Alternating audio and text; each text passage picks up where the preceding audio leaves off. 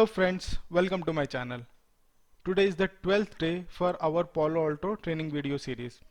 In this video, we are going to talk about the layer 2 interface.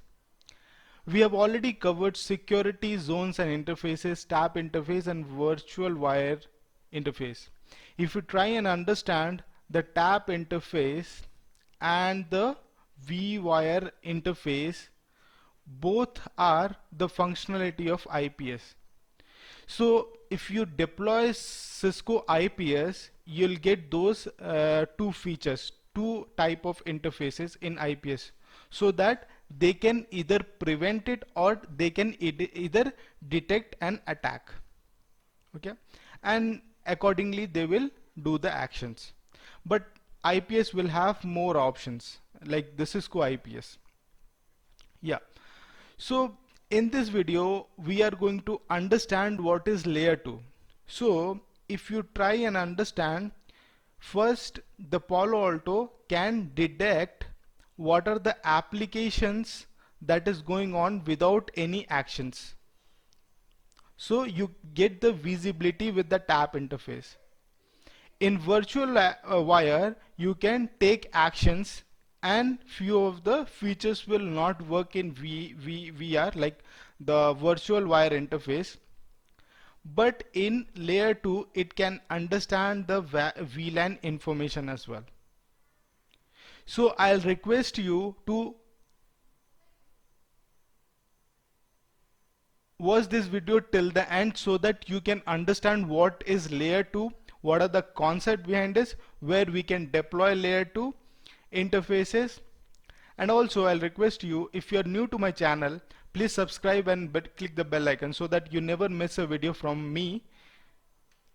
So without any further delay, let's get started. So first of all friends, we'll try and understand where we can deploy this layer 2. So always the deployment comes with the scenario. So let's suppose you have a small office, okay, and you have a switch and you want to deploy a firewall which works as router as well as your switch. So let's suppose this switches will be connected to some end users, right? So end users will have their own VLANs, same like VLAN 10 or it has VLAN 20. Let's consider. So if I want to talk to a VLAN 20 person from VLAN 10, what we have to do is inter VLAN routing. Okay. So in this case, the switch will fail to do this requirement. It cannot fulfill the requirement. So what we need is a router. So again we need to get into the router as it doesn't provide much security compared to Palo Alto's firewall. So what we have to do is, as Palo Alto firewall does the routing job, the inter VLAN routing job, as well as it can provide NAT functionality, it can provide UTM feature functionality, and it also provides your security rules as well. So it has all the elements which is required for router as well as firewall. So what it can does is, these interfaces can work as layer 2. So if you want to route from one layer to like layer 2 interface to another layer 2 interface, it can do that. As well as it has a mechanism that you can make a SBI interface inside this firewall, and then you can route the traffic towards layer 3 interface, and you can do NAT, which again connects to internet.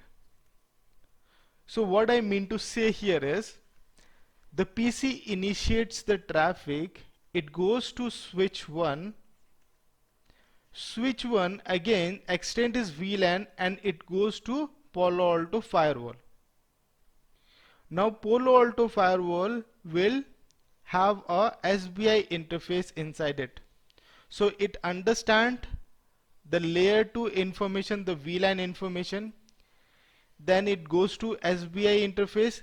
The SBI interface will be the inside interface, like there will be a inside logic inside the box. So again this SBI interface connects to a layer 3 interface, which again in turn connects to internet. So PA will do your router as well as firewall job. So it does both the things in a single device. So you don't need to get a router again to deploy and do your routing stuffs, or as like the inter-VLAN routing things. It doesn't require things. So with the help of PA we can do all these things. Now we'll go to the lab and we'll try and understand how we can configure this. So let's jump into the lab. Friends, first of all we'll try and understand the topology. So I have taken a simple topology to understand the concept first, then we'll go into some complex topology and all. Okay, so we have a network which connects to our end users, and this end user directly connects to Palo Alto, and then Palo Alto connects to internet. Okay, so in this scenario there will be a layer 2 interface as well as layer 3 interface in Palo Alto. So the Palo Alto device will have the VLAN as well as SVI inter VLAN routing, and then connecting to internet as well. So we'll see that. So let's jump in and we'll log into the firewall first. So as we are connected to the firewall right now, so as Ethernet 1 by 1 is connected to inside network, and it has to be layer 2. So first of all we'll configure as layer 2. Okay, and then as this is a layer 2 we need to configure a VLAN. Okay, so the first thing that we are going to do is creating a VLAN. I'll just change the color. Okay, so we'll do and create VLAN. I'm writing the steps because when you guys configure it will be very simpler for you. Okay, so now we'll go and try and create a new VLAN. So I'm just creating VLAN 10. Okay, this is just a name, and the security zone that we are going to do is our inside zone, as this is a inside VLAN.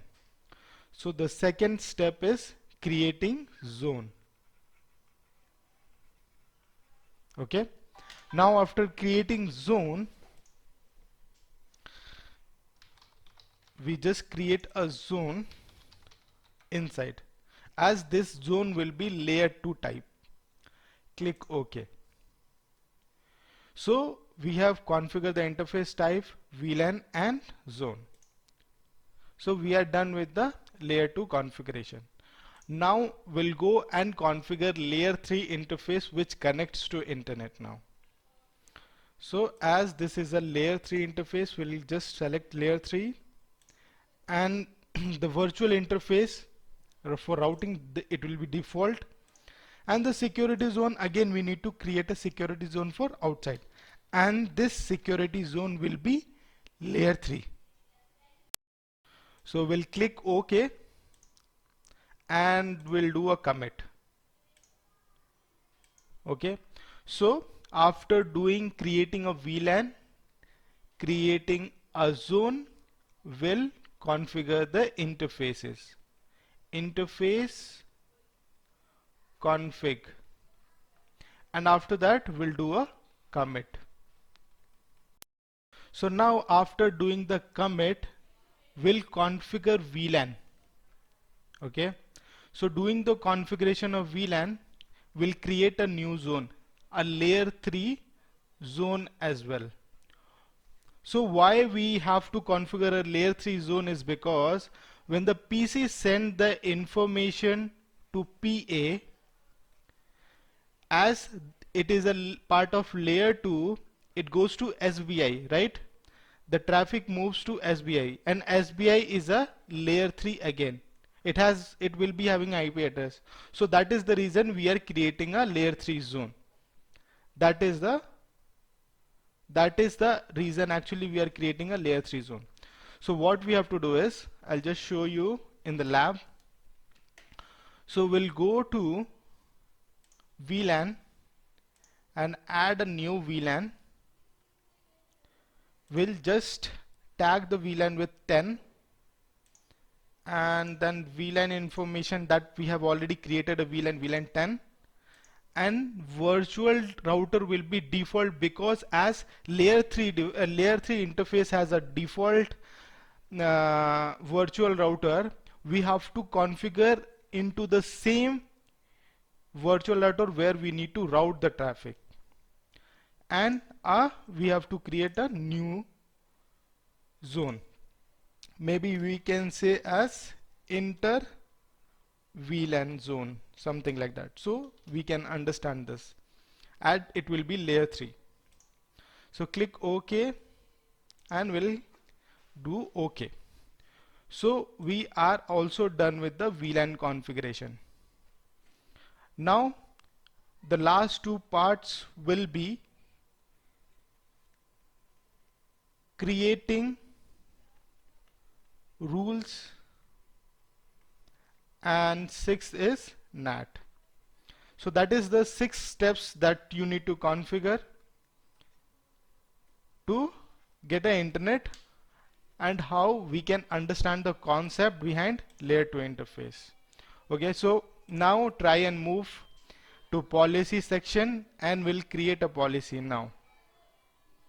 Okay, so in the we are not going to do NAT now. First security policy will do. So the traffic will be from inside to outside. The source zone would be our inter VLAN zone, and the destination will be outside zone. Because as the rules will be made on layer 3 zone to layer 3 zone, so we cannot do any other thing on layer 2 zones, right? So we'll be creating on layer 3 zones that we have created for VLAN. Now I'll just rub this out so that it will be look cleaner. So inside to out, right? So the traffic will be moving from inter zone to outside, and it will be get patted to the interface, the outside interface of Ethernet 1x2. Click OK, and we'll do a commit. Okay, so after doing this commit, we'll go to the Windows PC. Okay, so the NAT inside rule does not have IP configure on it. Okay, so we have done a mistake where we have not configured the VLAN IP address, as we have to configure the VLAN IP address here. As this is a layer 3, we need to configure the VLAN IP address. So 10.1.1.10/24. So we are good now. We'll do a commit. Now we'll see, we'll not get any error message because we forget to configure the VLAN IP address. Okay, so let me just check whether we have any. Okay, we have already configured it. Now we'll go to the policy. Okay, the other mistake that we have done is we have not configured the layer 3 Ethernet 1x2 IP address. So we'll do also that one. So what we are going to do is DHCP client, click OK, and now we'll do a commit. As I have already showed how to configure, and if you are connected to VNet interface, how to configure this Ethernet 1x2. If you don't know, you can just click on I button, you'll get that video how to configure that. Okay, I have already showed that. Okay, now we are done with the configuration. So now the gateway of this PC would be the IP address of VLAN 10 over here.